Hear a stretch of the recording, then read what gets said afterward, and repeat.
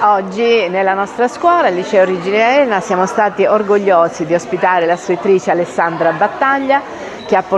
avuto la possibilità di presentare il suo libro, il suo nuovo libro, La tua voce è un drago alato, ma soprattutto è stato bello poter far conoscere agli alunni l'importanza, il potere, la capacità di gestire la propria voce. I nostri alunni sono stati veramente generosi, sono intervenuti più volte con delle domande ad hoc su quello che è il testo dell'autrice, ed è stato interessantissimo perché è un saggio che si pone su una falsa riga che ancora non è stata mai portata avanti. L'idea della voce, i ragazzi spessissimo hanno difficoltà ad esprimersi o mantengono un tono della voce basso, non adeguato magari alle situazioni,